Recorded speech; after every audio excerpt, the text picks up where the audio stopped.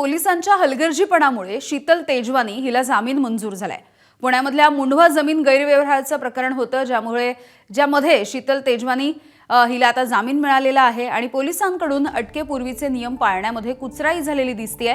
शीतलचा ताबा घेत असताना पोलिसांनी अटकेचं कारणच दिलेलं नव्हतं। सेवा विकास बँकेच्या प्रकरणी अटकेच्या पूर्वी 2 तास आधी कळवण्यात देखील आलेलं नव्हतं। त्यामुळे अटक आणि रिमांड हे बेकायदेशीर असल्याचं कोर्टाचं म्हणणं आहे। पुणे पोलिसांच्या प्रकरणामध्ये मात्र शीतल अटकेत राहू शकते।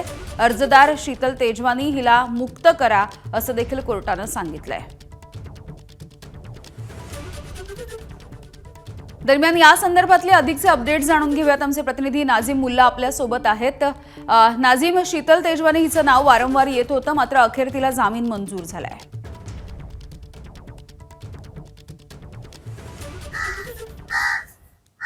मुंढवा जमीन गैरव्यवहार प्रकरणी अटकेत असलेल्या शीतल तेजवानीला जामीन मिळालाय। मुंबई उच्च न्यायालयाने 17 एप्रिलला तसे आदेश दिलेले आहेत।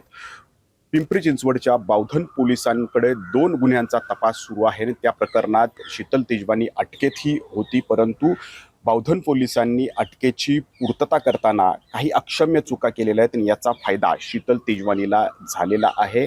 बावधन पोलिसांची या प्रकरणात सुरुवातीपासूनच भूमिका जी आहे ती संशयास्पद होती। त्यांच्यावरती अनेक प्रश्न उपस्थित केले गेले होते आणि हे पाहता या प्रकरणात म्हणजे या ज्या अक्षम्य चुका बावधन पोलिसांकडून झालेल्या आहेत त्या जाणीवपूर्वक केल्या गेलेल्या आहेत का, शीतल तेजवानीला जामीन मिळावा म्हणून यासाठी हे सगळ्या पावलं जी आहेत किंवा ज्या चुका आहेत त्या बावधन पोलिसांनी केल्यात का, अशी चर्चा या निमित्तानं रंगलेली आहे।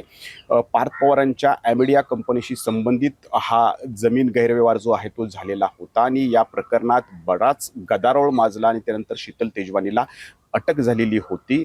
बावधनच्या नोंदणी शुल्क विभागामध्ये या ठिकाणी हा दस्त जो आहे तो ॲड झालेला होता आणि त्याच्यामुळे बावधन पोलिसांकडे पण हा गुन्हा दाखल होता। पुणे पोलिसांनी सुरुवातीला शीतल तेजवानीला अटक केली होती आणि त्यांच्याकडून ताबा मिळवून घेताना नातेवाईकांना या ठिकाणी कारणं द्यावी लागतात की नेमकी का अटक केली जाते आणि ती कारणं जी आहेत ती बावधन पोलिसांनी दिलेली नव्हती। त्यामुळे पोलिसांचा देखील कुठला तरी हलगर्जीपणा किंवा काहीतरी कुचराई यामध्ये दिसते। नाझीम, धन्यवाद माहितीसाठी। एबीपी माझा, उघडा डोळे बघा नीट।